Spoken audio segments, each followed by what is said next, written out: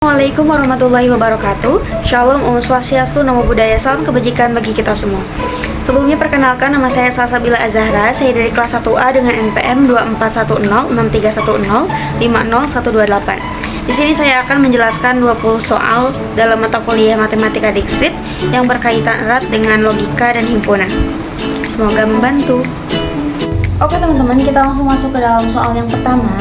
Soal yang pertama adalah dari kalimat di bawah ini, manakah yang merupakan proposisi? Tapi sebelum kita menentukan, kita harus tahu dulu apa sih kalimat proposisi. Kalimat proposisi merupakan kalimat deklaratif yang bernilai benar atau salah, atau dalam kata lain, kalimat tersebut memiliki nilai kebenaran.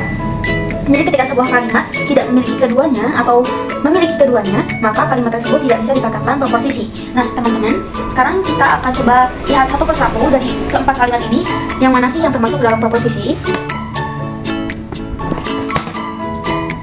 Baik, kalimat yang pertama adalah 2 adalah bilangan prima. Karena dia bernilai benar, maka dia termasuk ke dalam proposisi. Kemudian kalimat B, 3 tambah 3 sama dengan 7. 3 tambah 3 kan harusnya 6, ini 7. Nah, ini pernyataan ini bernilai salah, maka dari itu dia juga termasuk ke dalam proposisi. Karena meskipun salah, dia punya nilai kebenaran gitu. Kemudian ada yang C, apa kamu sedang sakit? Ini merupakan kalimat pertanyaan. Dia tidak memiliki nilai kebenaran, maka dari itu dia bukan termasuk ke dalam proposisi.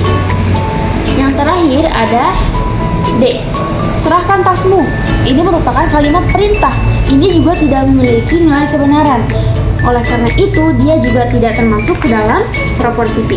Jadi, dapat kita simpulkan bahwasanya yang termasuk ke dalam proposisi adalah kalimat A dan B. Teman-teman, langsung saja kita masuk ke soal nomor 2, yaitu diketahui proposisi-proposisi berikut. P, hari ini mendung. Q, hari akan hujan. Dan yang ditanyakan adalah A, nyatakan proposisi tersebut dalam bentuk ekspresi logika konjungsi dan disjungsi. B, nyatakan dalam bentuk kalimat untuk negasi P, konjungsi negasi Q. Langsung saja kita masuk ke penyelesaiannya. Tapi sebelum masuk ke dalam penyelesaiannya, kita harus tahu dulu teman-teman, notasi-notasi apa saja sih yang umum digunakan dalam logika matematika. Ada 3 notasi umum yang paling sering digunakan dalam logika matematika. Notasi tersebut antara lain, pertama adalah konjungsi. Konjungsi ini merupakan kata sambung atau kata hubung, biasanya berbentuk dan biasanya dilambangkan dalam bentuk V terbalik seperti ini. Kemudian yang kedua ada disjungsi.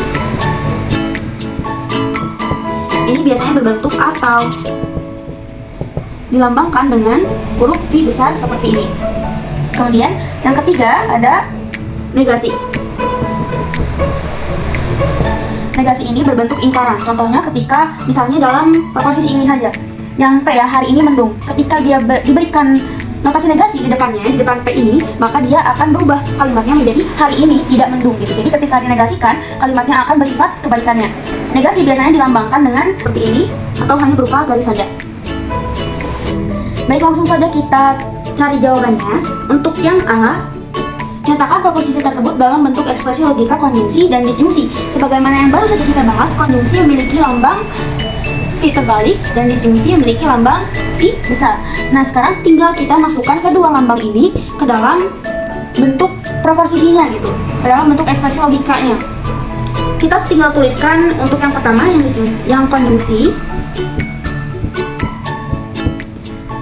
Kita tinggal tuliskan P untuk mewakili hari ini mendung, kemudian ditambahkan notasi dari konjungsinya. Lalu kita tuliskan kembali Q untuk mewakili hari akan hujan. Kedua, untuk yang disjungsi, kita tuliskan kembali P untuk mewakili hari ini mendung. Kita tuliskan juga notasi dari disjungsinya. Kemudian kita tambahkan Q mewakili hari akan hujan. Ketika dirubah menjadi sebuah kalimat, maka yang konjungsi ini akan menjadi hari ini mendung dan hari akan hujan. Sedangkan yang disjungsi akan menjadi hari ini mendung atau hari akan hujan, teman-teman. Kemudian yang B,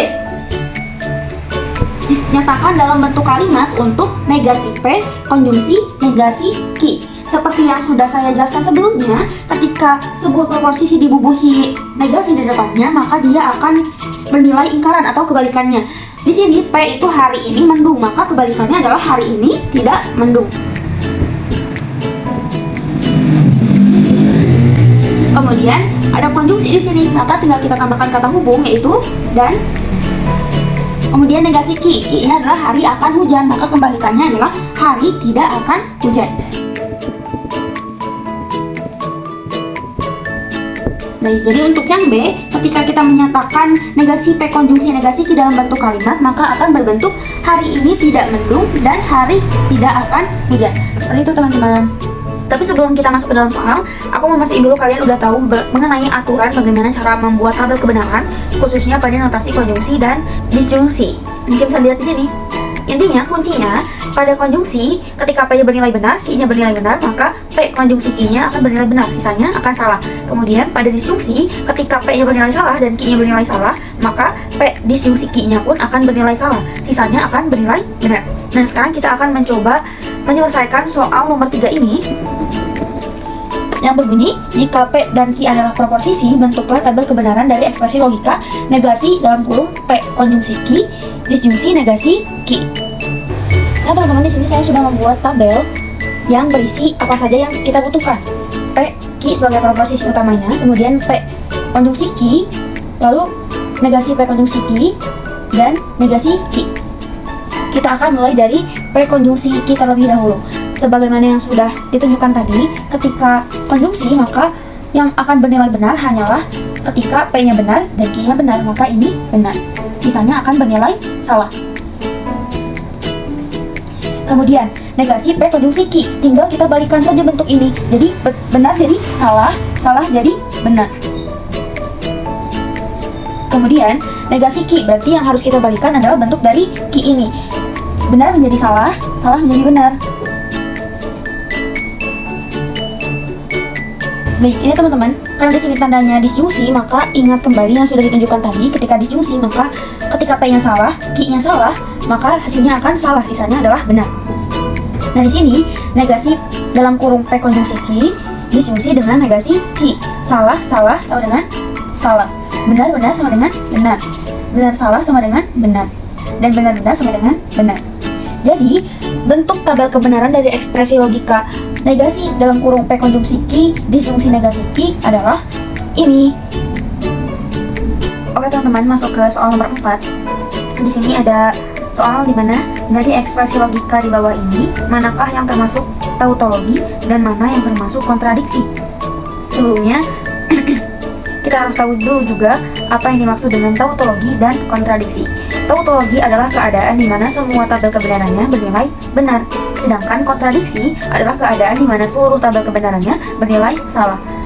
Untuk lebih jelasnya, langsung saja kita buktikan dari soal A terlebih dahulu. Oke, ini merupakan komponen-komponen yang kita butuhkan dalam menyelesaikan soal nomor 4 bagian A. Kita isi dulu ini seperti biasa terlebih dahulu. Sama seperti tadi, P konjungsi Q, benar-benar, bernilai benar, benar salah, salah, salah benar, salah, salah salah, salah.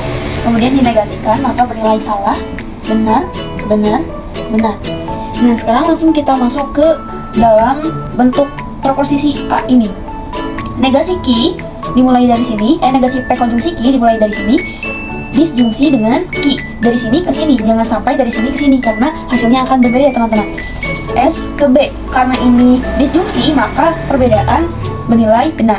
SB, B, BS, B, BB, B, DS, B. Bisa kita lihat bahwasanya hasil dari tabel kebenarannya semuanya bernilai benar, maka dia termasuk ke dalam tautologi. Baik, selanjutnya langsung saja kita bahas soal nomor 4 bagian B, yaitu negasi dalam kurung Q disjungsi P konjungsi Q. Di sini ada Q disjungsi P. Maka benar-benar bernilai benar, benar salah bernilai benar, salah benar bernilai benar, salah salah bernilai salah. Kemudian Q disjungsi P ini kita negasikan, berarti jadi salah, salah, salah, benar. Sekarang kita cari P konjungsi Q. Benar, benar, benar, benar, salah, salah, salah benar salah, salah salah salah. Nah, sekarang tinggal kita cari nih apa yang ada dalam bagian B ini. Negasi dalam kurung Q disjungsi P konjungsi dengan P konjungsi Q. Berarti ini dengan ini. Tandanya konjungsi, perhatikan selalu tandanya. Salah benar berarti salah, salah salah berarti salah, salah salah berarti salah, benar salah berarti salah. Nah, karena nilai semua tabel kebenarannya salah, maka proposisi ini bernilai kontradiksi. Jadi kesimpulannya dalam soal nomor 4 ini, A merupakan tautologi dan B merupakan kontradiksi. Oke, masuk ke soal nomor 5. Setelah kita mengetahui beberapa notasi dari logika seperti konjungsi, disjungsi, negasi, dan lain sebagainya, sekarang nambah notasi baru nih yang ada di soal nomor 5, yaitu disjungsi eksklusif. Lalu bagaimana cara pengoperasian atau aturan dalam menentukan tabel kebenarannya? Itu seperti ini. Jadi setiap yang sama dia bernilai salah gitu, dan yang berbeda akan bernilai benar. Langsung saja kita buat tabel kebenarannya. Oke teman-teman, di sini sudah aku buat tabel beserta komponen-komponen yang dibutuhkan. Seperti biasa, kita isi dulu si PQ-nya ini dengan templatenya. Negasi P berarti kebalikan dari P. Nah, seperti yang sudah ditunjukkan tadi, dalam disjungsi eksklusif, setiap nilai kebenaran yang bernilai sama, dia akan bernilai salah. Karena ini Q kepada P, maka kita mulai dari sini ke sini. Benar, benar. Karena ini sama-sama benar, maka dia nilainya salah. Kemudian salah, benar, maka nilainya akan benar. Benar, salah adalah benar, dan salah, salah adalah salah. Kemudian, operasikan kepada yang dicari di soal nomor 5 ini, yaitu Q disjungsi eksklusif P konjungsi negasi P, berarti dari sini ke sini. S konjungsi dengan S, berarti dia akan bernilai salah. B ke S akan bernilai salah, B ke B akan bernilai benar, dan S ke B akan bernilai salah. Jadi, tabel kebenaran dari Q disjungsi eksklusif P konjungsi negasi P adalah ini teman-teman. Kemudian kita masuk ke soal nomor 6, yaitu tunjukkan bahwa P konjungsi negasi dalam kurung Q konjungsi P ekivalen dengan P konjungsi negasi Q. Gunakan hukum-hukum logika proposisi dalam penyelesaiannya. Pertama, dalam menyelesaikan soal seperti ini, kalian harus tahu terlebih dahulu mengenai hukum-hukum logika proposisi seperti yang ada di sini. Langsung saja ke pengerjaan. Oke, dalam soal ini kita akan membuktikan bahwasanya apakah benar bentuk proposisi ini ekivalen dengan bentuk proposisi ini. Namun sebelumnya kita perlu tahu terlebih dahulu teman-teman, apa itu ekivalen. Ekivalen adalah keadaan di mana ketika dua bentuk proposisi ini dibuat tabel kebenarannya, maka tabel kebenarannya akan sama. Misalnya, kalau ini punya tabel kebenaran BBSS, maka ini pun akan punya tabel BBSS gitu. Nah, sekarang kita akan membuktikan ekivalennya dengan menggunakan hukum-hukum logika proposisi. Untuk langkah pertama, di sini ada negasi dalam kurung Q konjungsi P. Di sini saya akan merubah bentuknya menjadi P konjungsi dalam kurung negasi Q disjungsi negasi P. Ini dirubah dengan hukum De Morgan. Hukum De Morgan ini cara kerjanya, si negasi ini dimasukkan ke Q, lalu ke P, lalu si konjungsi ini akan berubah menjadi disjungsi. Kemudian setelah ini kita bisa memperlakukan hukum distributif, di mana yaitu kali silang. Jadi P konjungsi negasi Q disjungsi P konjungsi negasi P. Ini ke sini, ini ke sini, kali lagi ya teman-teman. Ini menggunakan hukum distributif. Nah, kemudian dari sini kita temukan bahwasanya bentuk ini bisa kita ubah dengan mengaplikasikan hukum negasi. Berarti dia menjadi P konjungsi negasi Q disjungsi. Dalam hukum negasi, P konjungsi negasi P itu sama dengan salah. Nah, dari sini ini pakai hukum negasi ya teman-teman. Dari sini selanjutnya bentuk seperti ini kita temukan di hukum identitas, di mana bunyinya ketika P, hukum identitas ketika P disjungsi salah, maka hasilnya adalah P. Kita anggap ini merupakan P satu kesatuan. Kita anggap ini merupakan satu kesatuan. Jadi ketika satu kesatuan ini disjungsi dengan salah, maka hasilnya akan bilangan ini juga. P konjungsi negasi Q. Maka terbukti bahwasannya bentuk ini ekivalen dengan bentuk ini, karena setelah disederhanakan menggunakan hukum-hukum logika proposisi dapat menghasilkan bentuk proposisi yang sama. Teman-teman, selanjutnya soal nomor 7. Ini masih berkaitan dengan ekivalen seperti tadi, hanya saja sekarang bukan dengan hukum-hukum logika proposisi, melainkan dengan tabel kebenaran. Di sini kita dapat melihat bahwasannya ada dua tanda baru, yaitu tanda panah dan tanda panah bolak-balik. Tanda panah satu arah dan tanda panah bolak-balik. Bedanya apa? Tanda panah satu seperti ini, itu artinya implikasi. Kemudian jika tanda bolak-balik seperti ini, artinya diimplikasi. Aturan dalam penentuan tabel kebenarannya seperti ini, teman-teman. Kuncinya, kalau yang implikasi ini, ketika benar lalu salah, maka hasilnya akan salah, sisanya akan benar. Kemudian, jika yang diimplikasi, setiap yang sama akan selalu benar. Jadi kita akan membuktikan apakah ketika P konjungsi dalam kurung P implikasi Q itu ekivalen atau tabel kebenarannya akan sama dengan dalam kurung P diimplikasi Q konjungsi P. Mari kita buktikan. Oke teman-teman, jadi di sini aku sudah menyiapkan dua tabel kebenaran dari kedua bentuk proposisi ini beserta komponen-komponen yang dibutuhkannya. Jadi sekarang tinggal kita buktikan apakah dia ekivalen ataukah tidak. P implikasi Q, benar, benar, benar. Nah, ini yang menjadi kunci. Benar, salah, maka hasilnya akan salah. Salah, benar, hasilnya akan benar. Salah, salah, hasilnya akan benar. Ini untuk implikasi ya teman-teman. Ingat aturannya. Kemudian sekarang tinggal P konjungsi P implikasi Q. Berarti P ini dikonjungsikan dengan ini. B sama dengan B, BS sama dengan S, SB sama dengan S, SB sama dengan S.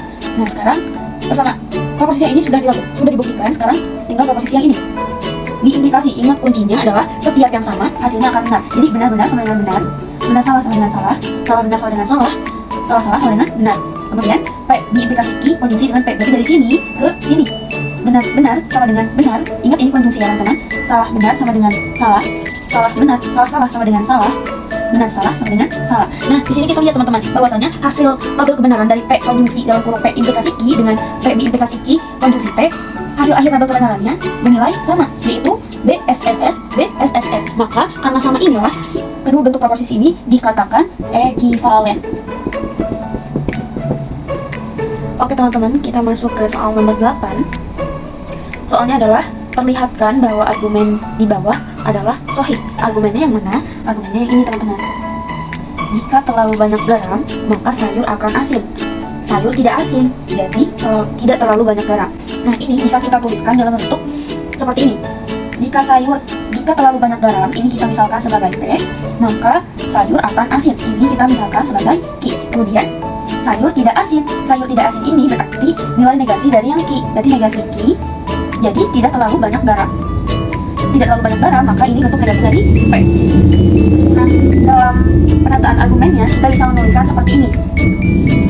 Jika P, maka Q. Terus pernyataannya sayur tidak asin. Di sini ditulisnya negasi Q. Jadi negasi P. Nah, di sini kita akan membuktikan apakah argumen ini bernilai sahih atau tidak. Oke teman-teman, dalam pembuktiannya kita akan menggunakan tabel kebenaran seperti tadi ya. Negasi P berarti kebalikan dari P. Negasi Q. Ini P implikasi Q. B, BSS, SB, SSB. Nah teman-teman, dalam sebuah penentuan argumen itu sahih atau tidak, kita harus bisa melihat dua hal, yaitu hipotesis lalu konklusi. Hipotesis itu yang mana? Hipotesis itu yang di sini teman-teman. Hipotesis itu dua hal ini, P implikasi Q dan negasi Q. Lalu konklusi atau kesimpulan itu ada di bawah sini. Jadi di sini kita akan melihat P implikasi Q dan negasi Q sebagai hipotesis dan negasi P sebagai konklusi. Nah, sebuah argumen dikatakan sahih apabila dia memiliki hipotesis dan konklusi yang sama-sama benar. Jadi ketika kedua hipotesisnya ini bernilai benar, maka konklusinya juga harus benar gitu. Nah, sekarang kita lihat dulu dari hipotesis paling atas ya, P implikasi Q. Yang benar mana aja? Yang benar ada ini dan ini. Kemudian kita lihat hipotesis yang kedua, negasi Q. Ini pasangannya dengan S, maka dia tereliminasi. Kemudian yang ini, B pasangannya dengan S, maka dia tereliminasi. Nah, yang ini pasangannya dengan B, maka kita akan menggunakan ini sebagai hipotesis acuannya.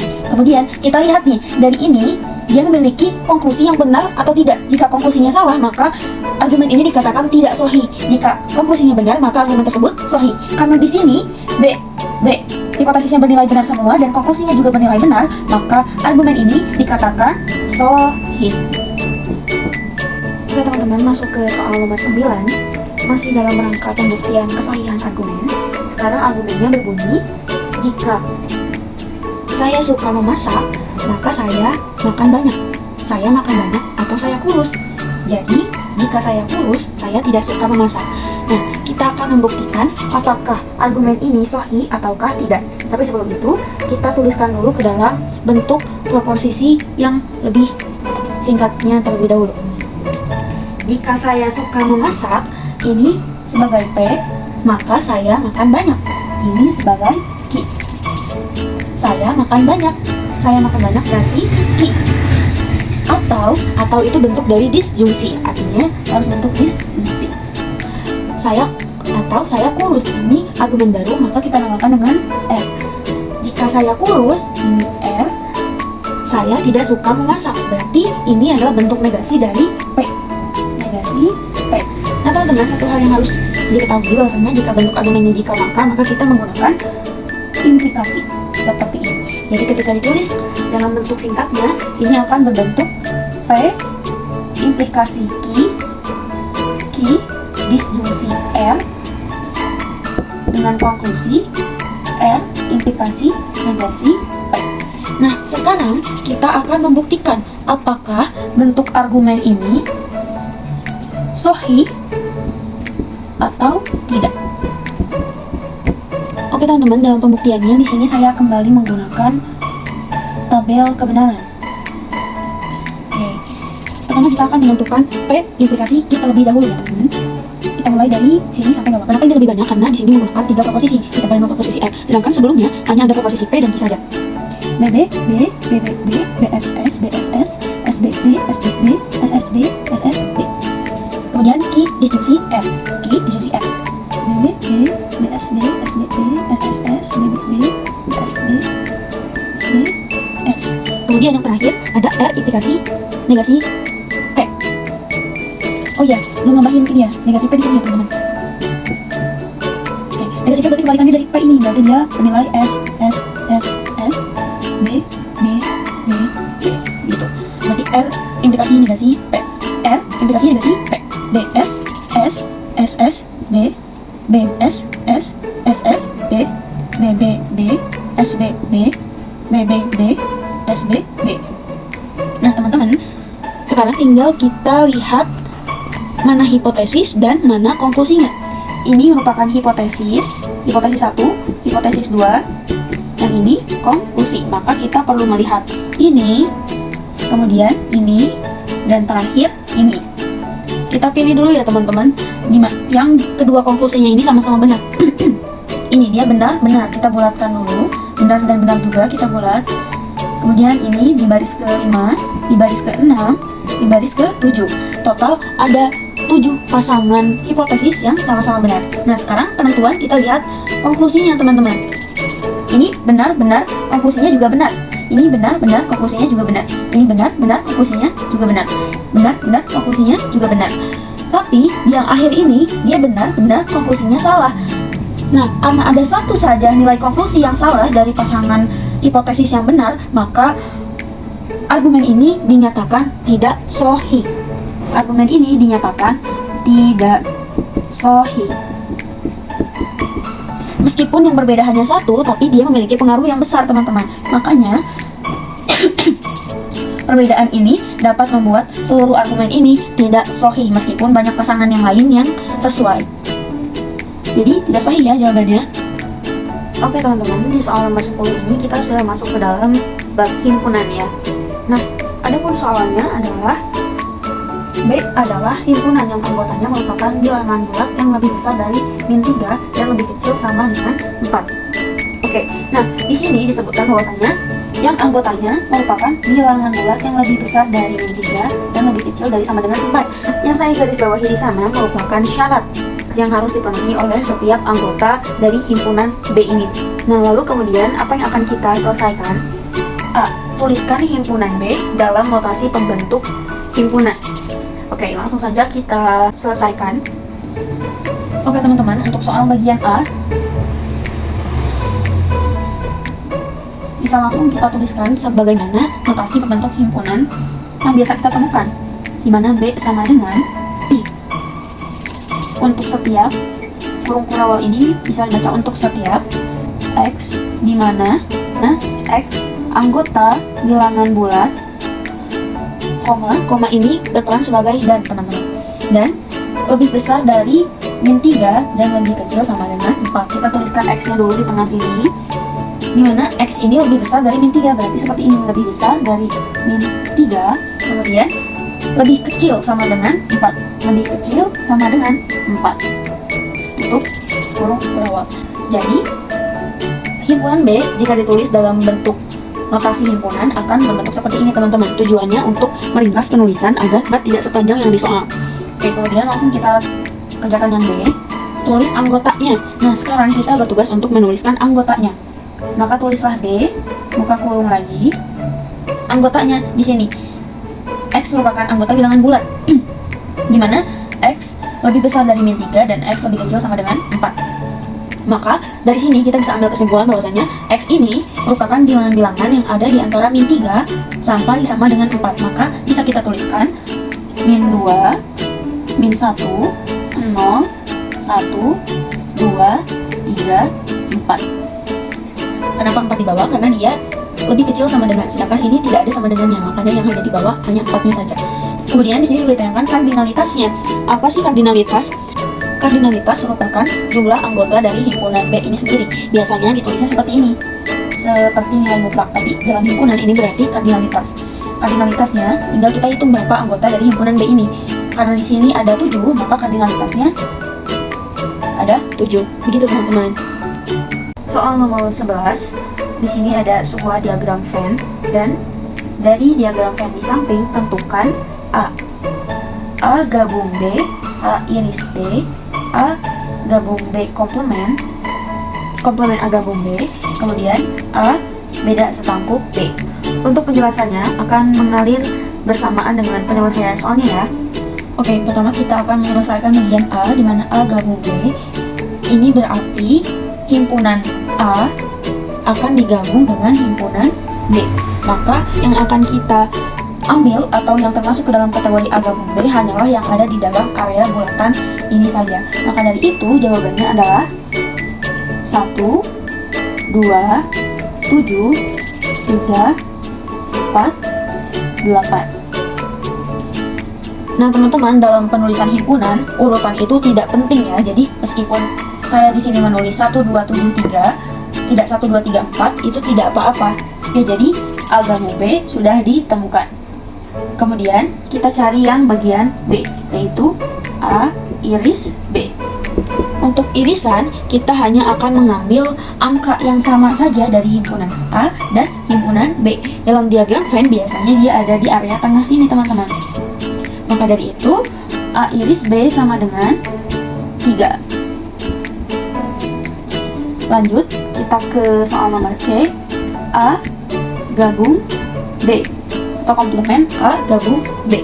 Ini artinya anggotanya merupakan anggota yang bukan dari anggota A gabung B. Jadi kita lihat dalam diagram Venn, A gabung B ini kan yang ada di dalam area bulatan ya teman-teman. Maka ketika ditanyakan komplement dari A gabung B, maka kita bisa menuliskan angka-angka yang berada di luar bulatan ini. Maka dia bernilai 6, 5, 9. Kemudian yang terakhir ada beda setangkup.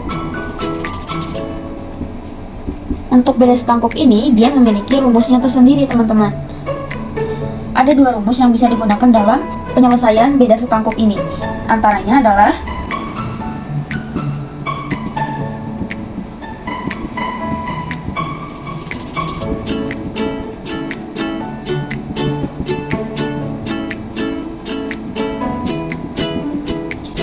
Jadi rumus beda setangkup ini ada dua, ada dalam kurung A gabung B dikurangi A iris B, ada juga A dikurang B digabung B dikurang A.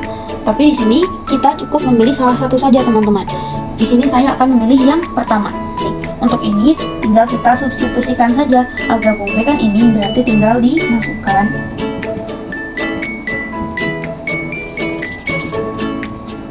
Dikurangi A iris B sama dengan 3.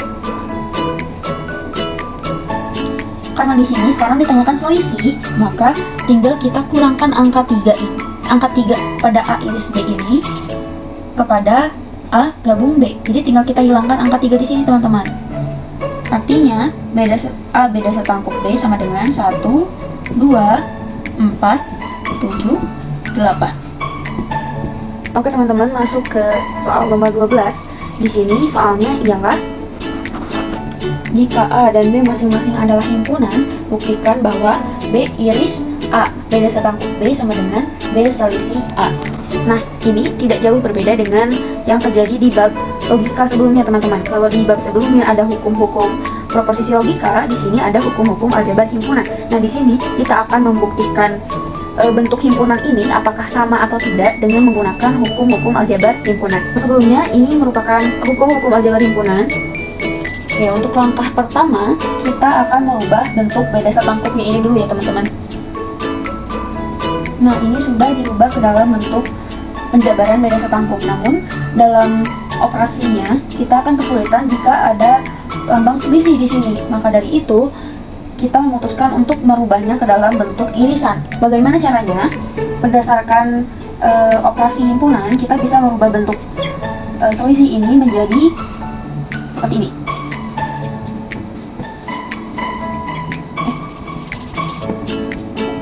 Oke, jadi bentuk selisih ini bisa berubah menjadi irisan dengan syarat si B-nya ini akan menjadi komplement dan A-nya ini akan menjadi komplement. Oke, kemudian dari sini kita akan menggunakan hukum distributif untuk mengalihkan B ini dengan A iris B komplement dan B iris A komplement. Maka dia akan menjadi B iris ini gabung B iris A iris B komplement gabung B iris B iris A komplement. Seperti ini. Ini menggunakan hukum distributif.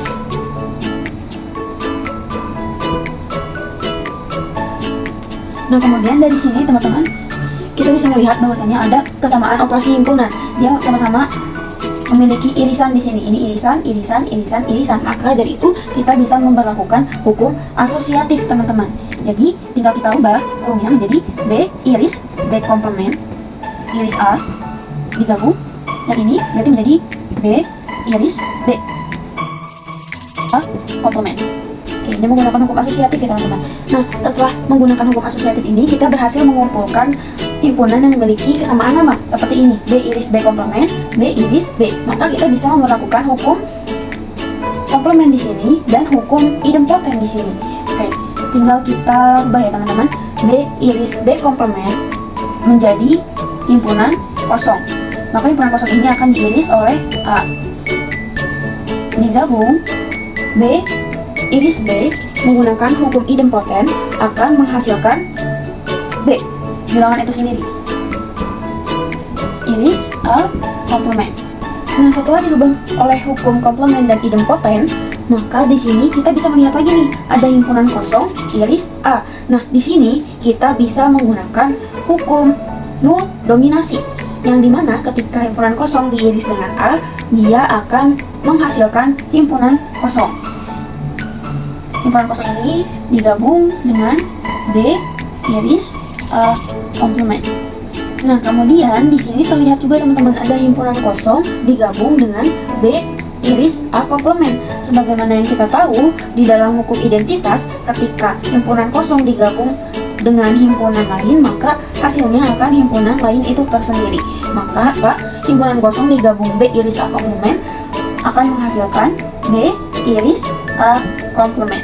Ini dan bentuk ini sama saja teman-teman. Tapi karena yang di soal adalah bentuknya seperti ini, maka kita bisa merubahnya menjadi bentuk B min A. Oke teman-teman soal selanjutnya, yaitu misalkan himpunan A memiliki anggota 2, 9, 1, dan 5, dan himpunan B memiliki anggota N dan O. Maka perkalian kartesian A dan B adalah, nah konsep dari perkalian kartesian ini adalah pasangan berurutan gitu. Jadi pasangan berurutan antara himpunan A dan himpunan B. Lalu bagaimana cara kita tahu ada berapa pasangan yang harus kita bentuk? Maka kita bisa mengembalikan kardinalitas himpunan A dan kardinalitas himpunan B. Jumlah anggota A sama dengan kardinalitas A dikali kardinalitas B. Kardinalitas A sama dengan 4, B sama dengan 2. Maka jumlah pasangan yang harus kita bentuk adalah 8 pasangan. Lalu cara mencarinya gimana? Begini. Untuk mencarinya mudah saja teman-teman. Jadi kita tinggal mengalihkan antara A dan B ini menjadi setiap anggota dari A harus dipasangkan dengan setiap anggota dari B. Jadi 2,N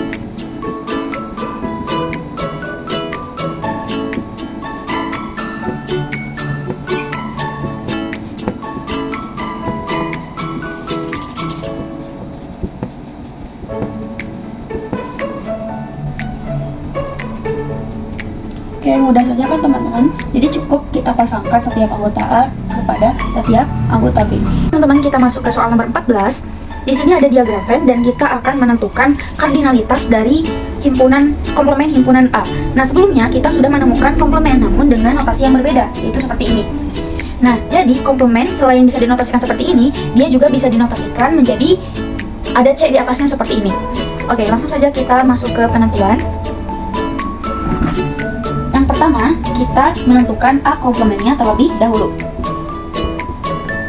Ketika yang ditanyakan A komplement, maka jawabannya adalah anggota yang tidak termasuk ke dalam himpunan A. Maka ketika kita lihat dalam diagram Venn ini, jawabannya ialah 1, 5, 6, 7, dan 8. Karena kelima angka ini berada di luar anggota himpunan A. Nah, lalu ditanyakan kardinalitas dari himpunan A komplement. Maka tinggal kita hitung ini berapa anggotanya. Karena ada 5, maka kardinalitasnya bernilai 5. Teman-teman, kita sekarang masuk ke soal nomor 15. Soalnya adalah dari bentuk di bawah ini, manakah yang termasuk ke dalam fungsi? Nah, sebelumnya kita harus tahu terlebih dahulu apa sih yang dimaksud dengan fungsi dan yang bagaimana yang dikatakan fungsi gitu. Fungsi merupakan relasi yang memetakan setiap satu anggota dari himpunan asal atau domain kepada tepat satu anggota dari himpunan lawan, yaitu kodomain. Nah, sekarang kita cek satu persatu teman-teman, apakah semua himpunan yang ada di dalam gambar ini merupakan fungsi? Oke, untuk yang pertama, tadi kan dikatakan bahwasanya dikatakan fungsi apabila tepat satu anggota domain dipetakan kepada satu anggota kodomain. Tapi di sini kita lihat di yang bagian pertama, dia dipetakan kepada dua anggota kodomain. Jadi dapat kita katakan bahwasanya ini bukan termasuk ke dalam fungsi. Oke, langsung ke gambar yang nomor 2 ya teman-teman. Meskipun di sini ada dua domain yang dipetakan kepada satu kodomain yang sama, tapi ketika masing-masing dari domain ini dipetakan kepada tepat satu anggota dari kodomain, maka dia juga tetap dikatakan fungsi. Jadi yang kedua ini termasuk ke dalam fungsi. Untuk yang ketiga ini sudah terlihat jelas ya teman-teman bahwa setiap anggota dari domain dipetakan kepada tepat satu anggota kodomain. Oleh karena itu, dia termasuk ke dalam fungsi. Jadi, dari bentuk di bawah ini yang termasuk ke dalam fungsi hanyalah yang kedua dan ketiga. Baik, kita masuk ke soal nomor 16. Di sini pertanyaannya adalah fx sama dengan 4x plus 2. Lalu, apakah fungsi ini adalah fungsi injektif? Sebelumnya kita harus tahu dulu apa sih yang dimaksud dengan fungsi injektif. Fungsi injektif merupakan fungsi satu-satu gitu. Jadi setiap anggota domain memiliki satu pasangan anggota kodomain, begitupun yang kodomainnya. Kita akan menggunakan x1 dan x2. Jadi yang akan kita lihat adalah apakah benar ketika fungsi ini disubstitusikan dengan x1 dan x2 dia akan menghasilkan x1 sama dengan x2.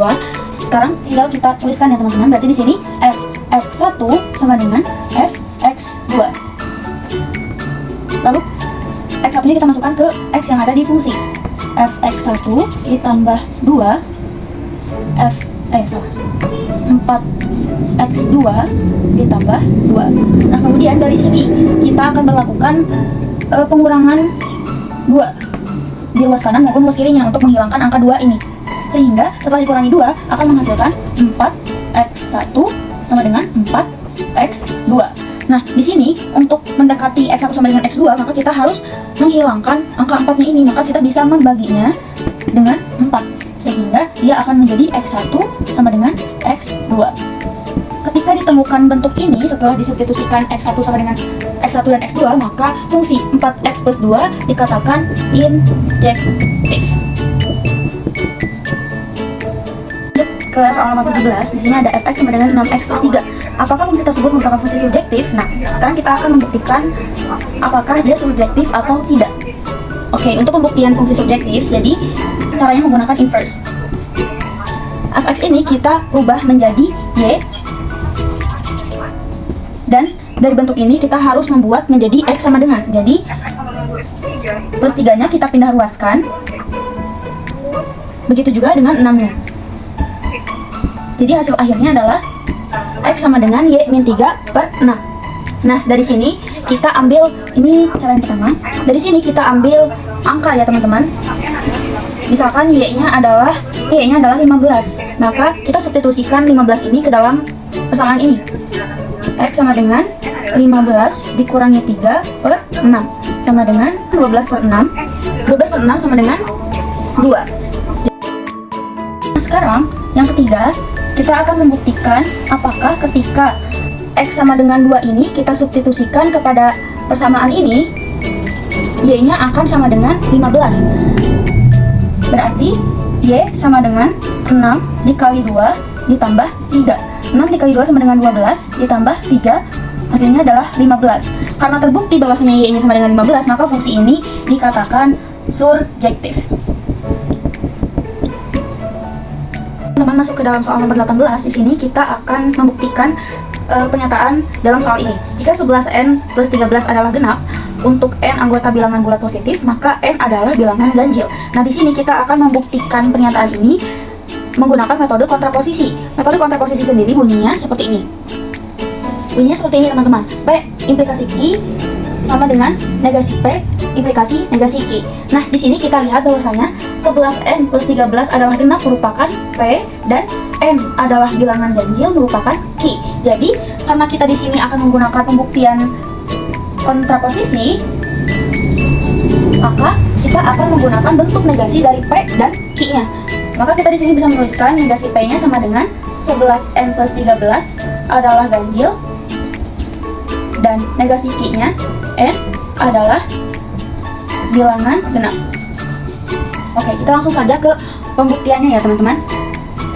Yang pertama kita akan membuktikan bahwasanya negasi P merupakan bilangan ganjil. Negasi P kita tuliskan 11n plus 13. Nah, karena di sini negasi Q-nya adalah genap, maka kita harus mensubstitusikan angka yang biasa disimbolkan untuk bilangan genap. Biasanya untuk bilangan genap dia akan berbentuk 2x, dan untuk bilangan ganjil akan berbentuk 2x plus 1. Karena di sini kita menggunakan kontraposisinya, di mana negasi P akan dibuktikan menjadi ganjil dengan n-nya adalah genap, maka kita akan substitusikan 2x ini sebagai simbol bilangan genap ke dalam bentuk 11n plus 13. Maka tinggal kita substitusikan 11 dikali 2x ditambah 13. 11 dikali 2x sama dengan 22x plus 13.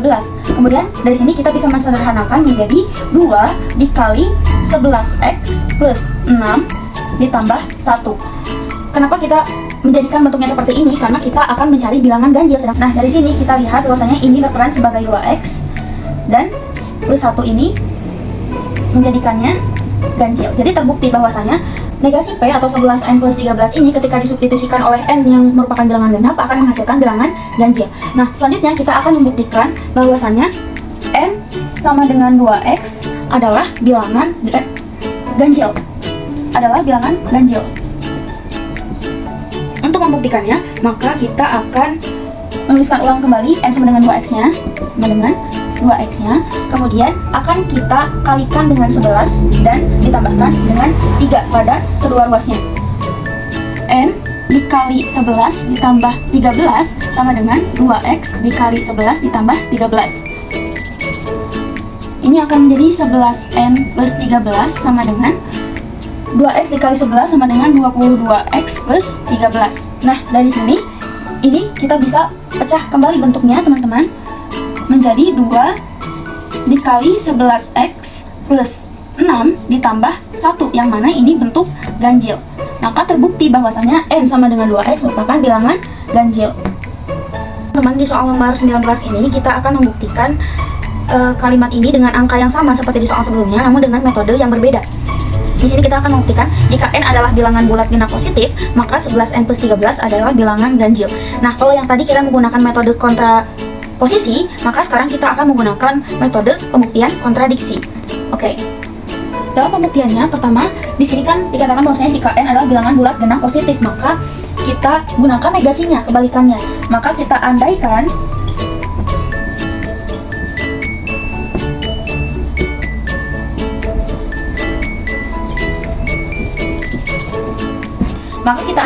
n adalah bilangan bulat ganjil. Maka ketika n adalah bilangan bulat ganjil, bahwasanya jika 11n plus 13 bernilai genap, maka proposisi bernilai benar. Nah, jadi kan kita mengandaikan n itu bilangan bulat ganjil. Jadi ketika n adalah bilangan bulat ganjil, maka ketika 11n plus 13 bernilai genap, maka proposisinya pun akan bernilai benar. Dalam pembuktiannya, n adalah bilangan bulat ganjil, maka n sama dengan 2x plus 1 dengan x anggota bilangan bulat positif. Kemudian kita akan substitusikan n ini ke dalam bentuk ini. Jika misalkan hasilnya adalah bilangan genap, maka berarti proposisi ini bernilai benar. Berarti kita buktikan 11n plus 13 sama dengan 11 dikali 2x plus 1 ditambah 13. Kita kali pelangi, jadi 22x plus 11 ditambah 13. Kemudian 11 dan 13 nya kita jumlahkan menjadi 22x ditambah 24. Nah, kemudian ini kita buat bentuk lebih sederhananya, menjadi 2 dikali 11x ditambah 12. Nah, ini sudah ke dalam bentuk 2x ya teman-teman, makanya dia bernilai genap. Oleh karena itu, ketika hasilnya benar, 11n plus 13 yang disubstitusikan oleh n yang bernilai ganjil ini menghasilkan bilangan genap, maka proposisi ini bernilai benar. Teman, kita masuk ke soal yang terakhir, yaitu soal nomor 20. Di soal nomor 20 ini kita akan membuktikan bahwasanya Pn di mana n lebih kecil daripada 2n dengan n anggota Z plus atau anggota bilangan bulat positif. Nah, dalam pembuktiannya di sini saya akan menggunakan metode induksi matematika yang dimana mencakup dua langkah, yaitu langkah basis dan langkah induksi. Oke, kita langsung saja ke dalam pembuktian. Oke, dalam pembuktiannya yang pertama ada langkah basis. Di sini kita akan mengambil n sama dengan 1. Mengapa 1? Karena bilangan terkecil dari bilangan bulat positif merupakan 1. Kemudian kita akan substitusikan 1 ini ke dalam persamaan Pn. P1 berarti 1 lebih kecil daripada 2 kali 1. Dihasilkan 1 lebih kecil daripada 2. Ini benar ya, karena 1 lebih kecil daripada 2. Kemudian kita akan memasuki langkah yang kedua, yaitu langkah induksi.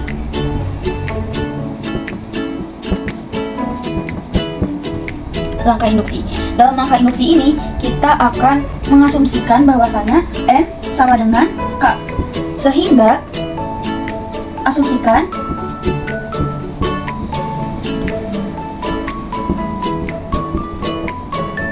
bahwa PK sama dengan K lebih kecil daripada 2K.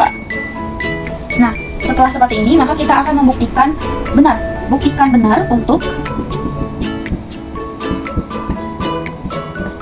N sama dengan K plus 1. Oke, tuliskan terlebih dahulu mengenai yang akan kita cari, yaitu PK plus 1.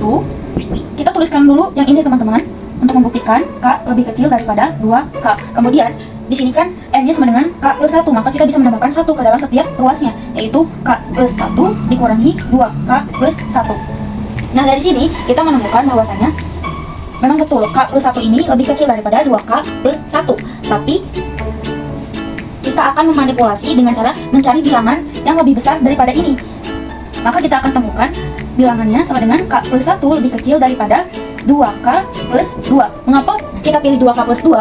Padahal 2K plus 3, plus 4, plus 4, plus 5 itu bisa digunakan juga karena sama-sama lebih besar daripada K plus 1. Namun kenapa pilih 2K plus 2? Karena kita punya tujuan teman-teman, kita akan membuat bentuk yang lebih sederhana gitu. Maka K plus 1 ini lebih kecil, 2-nya kita keluarkan sama dengan K plus 1. Maka dari sini terbukti K plus 1 lebih kecil dari 2K plus 1. Teman-teman, jadi cukup sekian pemaparan 20 soal yang sudah saya paparkan. Semoga mudah difahami dan dapat bermanfaat bagi kehidupan sehari-hari. Saya akhiri, wabillahi taufik wal hidayah. Wassalamualaikum warahmatullahi wabarakatuh.